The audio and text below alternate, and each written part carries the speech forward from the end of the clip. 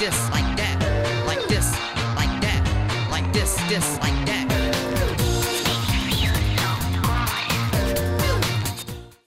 Eh bien, bonjour tout le monde, on se retrouve donc pour une toute nouvelle vidéo sur No Limits 2. Quel bonheur de vous retrouver parce qu'aujourd'hui on va vous présenter de nouvelles créations qui ont été faites, publiées même par la communauté de No Limits 2. Et vous allez voir, ces magnifiques créations vont vraiment être super sympas. On commence tout de suite, direct, par un RMC coaster dans un parc qui s'appelle donc Diamond Beach, donc qui est un parc complètement inventé visiblement. Mais c'est un petit RMC qui a l'air d'avoir beaucoup de cachets, puisque regardez-le. Alors, je sais pas si je suis en post on, post off, pourquoi pas. Le souci, c'est que je n'entends absolument rien. Je sais pas si c'est moi ou si c'est le jeu. Non, oui, c'est moi. C'est parce que mon son était vraiment beaucoup trop bas. Alors, ça me fait beaucoup penser à ce qu'a fait notamment Blackpool Pleasure Beach. Je pense qu'on est vraiment dans cette lignée-ci, mais version RMC. Donc le coaster s'appelle Iron Dipper, donc ça fait penser évidemment au Big Dipper de Blackpool Pleasure Beach. Voilà, ce sont des très vieux wooden, parfois même Blackpool Pleasure Beach a quand même des attractions qui ont plus de 100 ans d'activité. Et oui, mine de rien, ça commence à faire, c'est l'un des parcs en Angleterre qui m'intéresse peut-être le plus de par ses attractions atypiques. Et là, voir une version RMC d'un vieux wooden coaster, pourquoi pas, même si moi je suis pas très pour, parce que quand même ça reste des monuments de coaster ce genre d'attraction, et je pense que les conserver un maximum est en tout cas une bonne solution.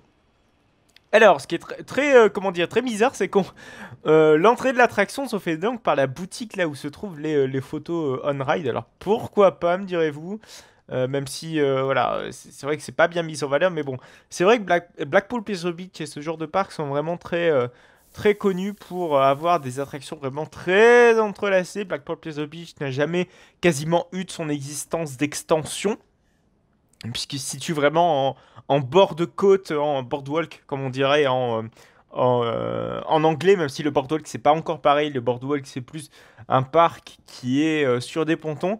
Là, on est vraiment en bord de mer pour ce qui est de Blackpool Pleasure Beach, et c'est vraiment très compliqué puisqu'il se trouve également en plein centre-ville.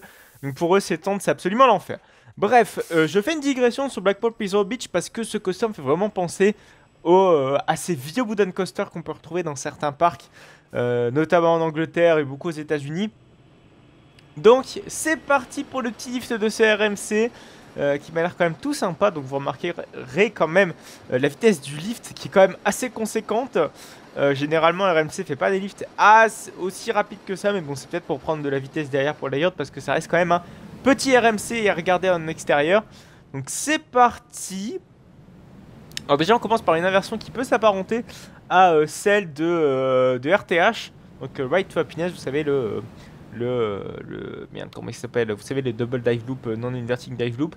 Je crois que c'est un inverting dive loop, mais là, sauf que là, l'inversion est prise vraiment différemment. C'est-à-dire que le double dive loop, le double inverting dive loop est pris vraiment avec une inversion. Oh là là, là par contre, niveau structurellement parlant, je sais pas si ça passe. Honnêtement, je sais pas si ça passe ce truc là-bas. On va peut-être visiter un petit peu le parc. Oh là là, ok, max de jet latéraux, bam, comme ça, dans ta figure. Par contre, il y a des trucs, je sais pas si ça passerait, c'est quand même vachement audacieux.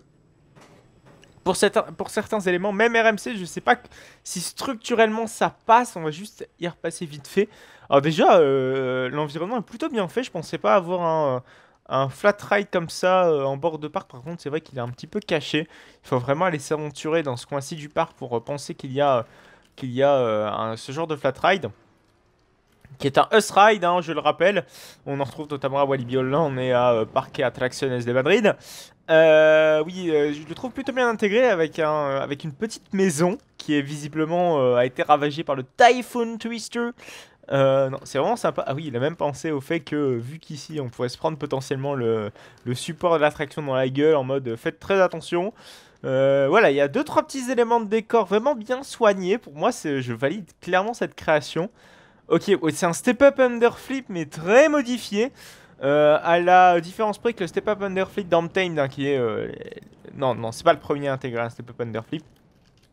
À la différence près que le step-up underflip d'Untamed, c'est un Zero G-Roll et puis après, enfin c'est plus une inversion roulante, mais oui c'est un Zero G-Roll sur RTH. Sur RTH c'est un Zero G-Roll, oui parce que beaucoup confondent le Step Up Under Flip avec le Non-Inverting Dive Loop, le Inverting Dive Loop de RTH, alors que le Step Up Under Flip c'est bien la version qui passe juste au-dessus de Super Splash et qu'on peut retrouver notamment sur Untamed, c'est le demi-tour d'Untamed. Voilà, parenthèse est faite. Voilà, donc à la différence près qu'un vrai Step Up Under Flip, c'est vraiment une inversion complète et c'était l'inversion qui, structurellement parlant, j'avais quelques doutes concernant ça. Je sais pas si ça tiendrait. Je sais que RMC fait quand même des choses assez audacieuses avec ses structures, mais il n'est pas foufou non plus. Ah bah là aussi, il y a un Step Up Under Flip. Ah mais là, c'est un autre Step Up Under Flip puisque il est pris à l'envers. Enfin bref, c'est un Step Up Under Flip qui n'en est pas un en fait. En fait, il n'y a pas de Step Up Under Flip, c'est juste que voilà, c'est très inspiré d'un Step Up Under Flip. Voilà, oui, vous savez que dès qu'il y a une inclinaison très différente, parfois vous pouvez avoir une inversion totalement différente en termes de nom. C'est beaucoup ce que pratique RMC, en tout cas en termes de nomenclature. Est-ce qu'on peut encore appeler ça la nomenclature? Je ne sais pas. Bref, on va donc passer à la création suivante, qui est donc Nightmare, qui est un jeu de mots avec Nike et Nightmare. Je pense que vous l'avez tous comprise à peu près. Alors il me fait penser à un Schwarzkopf avec, vous savez, un énorme, comment dire, une énorme fusée. Je pense que vous devez très aisément voir de quel Schwarzkopf il s'agit parce qu'il est vraiment comme ça, la fusée vraiment centrale sur tout le layout. Et voilà, donc c'est que Nightmare. Tout à l'heure on était vraiment sur un MC ultra moderne. Là on est sur visiblement comment dire, un Schwarzkopf beaucoup plus vieux, même si en l'occurrence la création précédente était vraiment une base très très vieille. Là on a encore gardé la base visiblement assez vieille. Et j'ai l'impression, alors c'est une excellente idée d'avoir fait ça, un parc pourrait clairement le faire, c'est qu'on a l'impression d'un rajout de la part de Schwarzkopf, d'un modèle de série qui a été en fait adapté enfin un modèle portable qui était en fait adapté en version fixe en se promenant comme ça tout autour d'une sorte de place. C'est vraiment... Ok, Himalaya... Ah, d'accord. Ok, donc je pense que peut-être que visiblement c'est inspiré de Himalaya Band. Ah oui, bah effectivement, oui, c'est clairement ce layout-ci. Qui visiblement était un Schwarzkopf qui tournait sur les foires allemandes. Si Madax me regarde, peut-être qu'il fera des précisions dans les commentaires. Je sais qu'il aime bien les vieux coasters, bon pas nécessairement les Schwarzkopf, mais plutôt nos amis de chez Arrow Dynamics. Mais bon, je sais qu'il aime tout ce qui est vieux. Ouais, donc là visiblement c'était le layout de base. Alors peut-être qu'il y a eu un rajout, je ne sais pas. Ok, pourquoi il y a une affiche de Zierer? Je n'en sais absolument rien, mais ce coaster m'intrigue, j'irai me renseigner. Pourquoi pas à l'avenir. Donc visiblement ce coaster est inspiré d'Himalaya Ban, donc son décor visiblement encore une fois ici. Pas d'inversion, pourtant Schwarzkopf on est très friand avec ses magnifiques loops ronds. Mais en tout cas c'est vraiment sympa de voir, ça va être aussi très compliqué à concevoir un Schwarzkopf aussi enchevêtré. Aussi, c'est limite, voilà, c'est un sac de nœuds ce truc. Voilà, pour pouvoir concevoir ce genre de choses, c'est vraiment assez complexe, en tout cas sur No Limits 2. Enfin, dans la réalité, ça va être tout aussi complexe. Bon, c'est parti. Ah, ces fameux lifts à virage qui est très caractéristique de ce que pourrait faire Schwarzkopf. On pense notamment à l'Alpina Looping ou Alpina Bahn, qui sont des coasters dont la famille Barth a l'exploitation. À la différence près que la console d'Olympia Looping se situe vraiment juste à côté du lift sur la gauche et légèrement en hauteur. Bon, par contre, on pourrait très aisément toucher, aisément tout à fait, toucher le train d'à côté avec tout ça.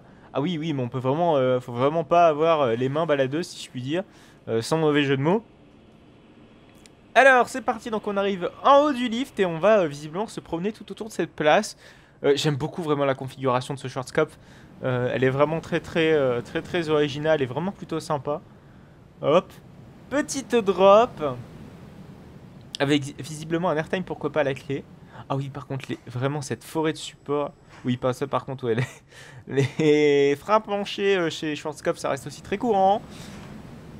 Ok, ah ouais, on est vraiment sur... on peut vraiment se prendre les supports à tout moment. C'est assez impressionnant et ça fait un petit peu peur au fond. Et on passe vraiment très près. Bon, visiblement, cette attraction a... comment dire? a tout un décor, toute une montagne tout autour de son layout. Je pense qu'il a été supprimé pour changer un petit peu, pour avoir quelque chose d'un petit peu plus original et peut-être par difficulté de... ou pourquoi pas de voir une intégration dans un parc. Mais je serais vraiment curieux de me renseigner sur ce coaster, parce que visiblement il existe. Alors pourquoi pas se renseigner un petit peu. Parce qu'il y a une sorte de mémorial, là on l'a visité tout à l'heure. Ça s'apparente plutôt à un mémorial, ce qui est quand même en face de nous. Voilà, je devrais m'enseigner plutôt avant de faire chaque création de Noise 2 et pas vous les balancer comme ça comme un porc. Mais je ferai une petite note si jamais, si besoin. Alors, oh c'est magnifique hein. Ah moi j'aime beaucoup ce genre de création. Qui change un petit peu d'habitude, voilà, on peut aisément voir ça dans une foire ou même dans un parc qui a étendu ça avec un grand virage. En plus il y a une belle aire de pique-nique à droite et à gauche, il a bien aménagé un petit peu le tout. Ouais si. Je tire mon chapeau bas pour cette création, vraiment très très belle. Par contre, les trains 4 places, enfin les trains 4 wagonnets comme ça, chez Anton Schwarzkopf, je sais même pas si ça existe. J'en ai très clairement des doutes. Voilà, donc on va passer à une création suivante qui est quand même qui n'a rien à voir. Et c'est Zephyr, qui est donc un ex-car Maurer, hein, vous le voyez ici.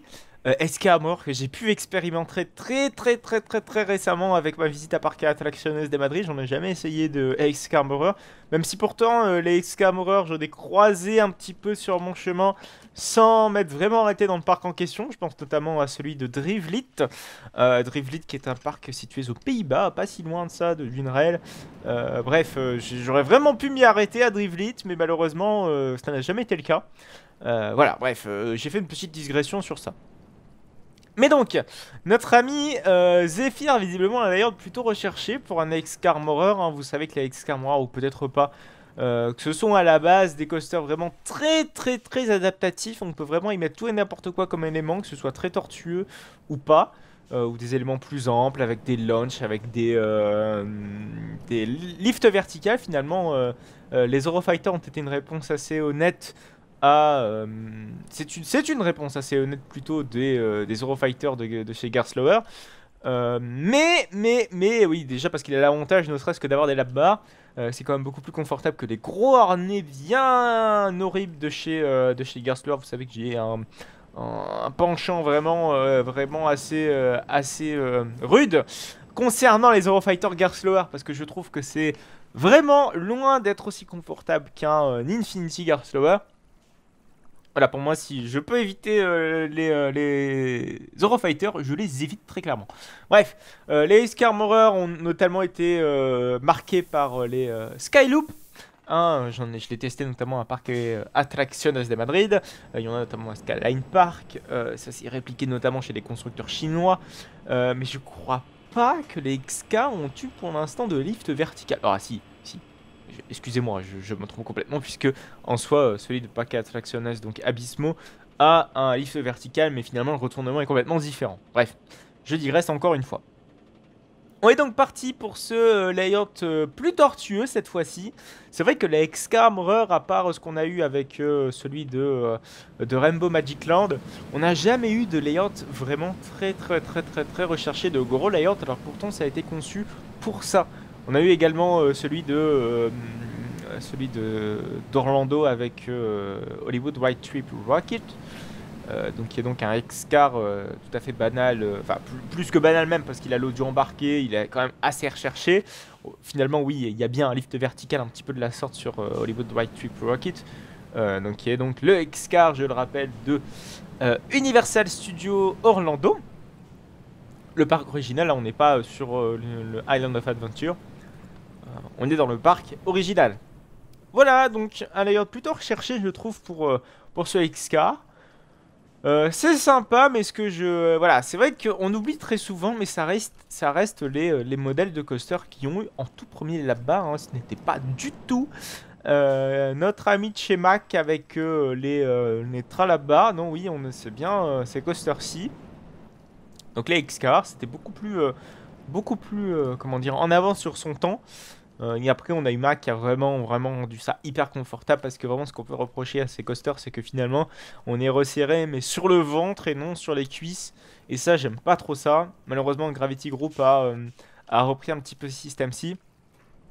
Mais c'est néanmoins beaucoup mieux que le reste des coasters qu'on pouvait avoir à cette époque-ci. Voilà, c'est vrai que c'était vraiment la référence à X-Camera quand c'était sorti. Mais plus trop maintenant, hein, en tout cas pour les petits parcs, parce que c'est vrai que ça a l'avantage quand même d'avoir un coût quand même peu onéreux à l'achat. Mais ça peut révéler peut-être un certain poids, parce que c'est vrai que l'entretien, je me suis pas renseigné si vraiment l'entretien était assez onéreux pour ce genre de coaster. C'est encore à voir. Alors, on a également un deuxième coaster à voir dans ce parc. Je sais pas du tout où est cette entrée. Je pense qu'il est ici. Ok, il faut vraiment savoir que l'entrée est ici pour ce premier ride. Alors visiblement ici c'est un premier ride, donc c'est un Out and Back. Ça ressemble visiblement à ce qu'a fait Six Flags avec ses Mr Freeze. Alors je ne parle pas que Six Flags a acheté des Mr Freeze en masse pour nos visiteurs. Je parle pas des glaces, hein, je parle bien du héros DC Comics. Je sais même pas si c'est un DC Comics, en bref. Je suis dans le flou total avec ça. Donc c'est parti. C'est un launch coaster, visiblement avec un changement de direction assez ambitieux. C'est un loop qui peut s'apparenter à ce qu'on a notamment chez les Anton Schwarzkopf.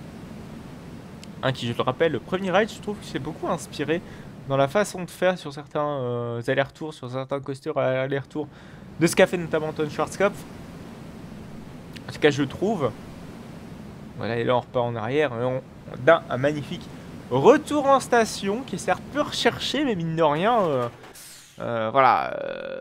Non, finalement, j'ai rien à dire, c'est peu recherché. Par contre, j'ai même pas vu la file d'attente. C'est vrai que là, on est passé par la sortie comme des malpropres, mais on va dire que l'entrée est quand même mal indiquée, alors qu'il y a un gros panneau en gros. Donc, je devrais fermer ma trappe et plutôt ouvrir mes yeux. Voilà, donc, ce coaster s'appelle Speed, qui n'a rien à voir avec High. Speed de Mirabilandia qui n'a rien à voir avec Speed qui est un coaster de Energilandia. Magnifique loop au passage. Donc on va continuer avec le Twister Zamperla. Ouais, je crois que c'est des Twister Coaster hein, parce que Zamperla n'appelle pas ça des Spinning Coaster. Allez savoir pourquoi, hein, c'est notre ami Zamperla. Ils sont toujours bien perchés de leur côté. Alors, bon, c'est un petit coaster, honnêtement, on va finir sur une note assez douce. C'est vrai que Zamperla a annoncé vraiment très récemment faire de nouveaux layouts un petit peu plus recherchés pour la Spinning Coaster. Et donc ça ressemble à peu près à des layouts comme ça. Je suis pas sûr que ce soit vraiment ce type de layout en particulier. Non, oui, parce que sinon le débit me paraît assez ridiculement petit. Et puis ça me paraît ridiculement court pour un spinning coaster en tout cas, voilà. Enfin, bref, ça peut arriver, hein. Vous allez me dire, il existe avec les toboggans Chance Ride, là, vous savez, c'est des coasters qui s'enroulent en fait sous une sorte de spirale, enfin bref, c'est une hélice limite infernale, je pense que ça pourrait bien porter son nom. Bref, mais bon, nous sommes ici donc sur le Twister Zamperla, c'est connu hein, enfin Zamperla sont assez connus pour avoir fait notamment des spinning coasters démontables, avoir surtout copié Reverchon. Alors je crois qu'il y a eu des brevets qui ont été échangés entre Reverchon qui a été racheté par Zamperla. Bref, c'est pour ça que les spinning se ressemblent entre Zamperla et Reverchon. Et voilà, même au niveau layout, il y a limite que les trains d'apparent qui changent. Alors je pense qu'il n'y a pas que les trains qui changent en réalité. Je pense que certains changements doivent être quand même plus techniques. Bon, par contre, ce genre de spinning doit être beaucoup plus intense. Et peut-être, qui sait, on aura des sensations peut-être plus intéressantes. Là, c'est beaucoup trop court, je suis désolé, mais non, c'est pas possible, hein. Mais qui sait, peut-être on aura des sensations aussi plus intéressantes avec tout cela, peut-être proche d'un spinning coaster Mara. J'ose espérer quand même parce que... non, en fait, j'ose espérer, mais je pense que c'est de l'espérance dans le vent.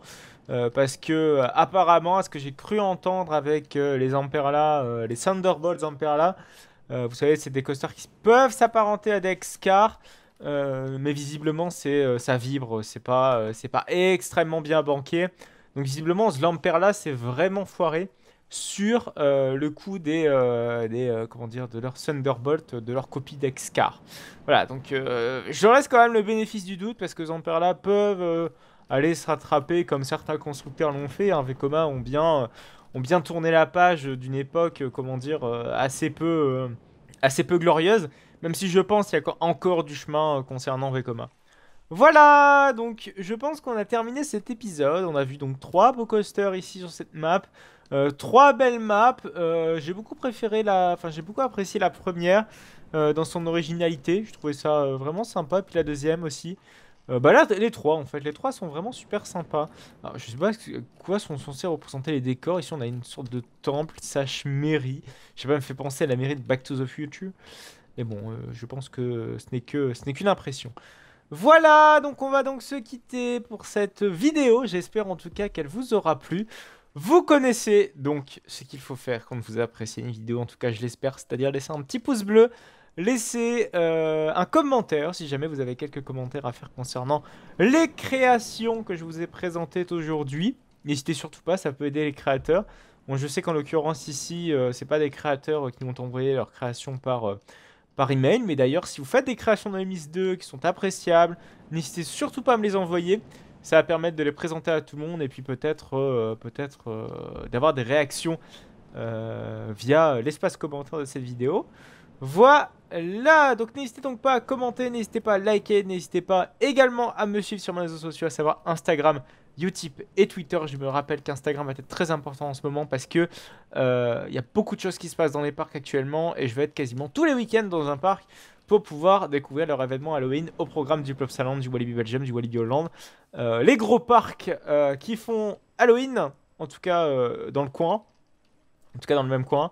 Voilà, je digresse, mais donc n'hésitez pas à liker, n'hésitez pas à commenter, n'hésitez pas à vous abonner pour ne plus manquer aucune autre vidéo. On se retrouve donc la semaine prochaine pour du No Limits 2, et puis évidemment aussi la semaine prochaine, hein, mais bon c'est mercredi, pour du Roblox. Allez, à plus tard.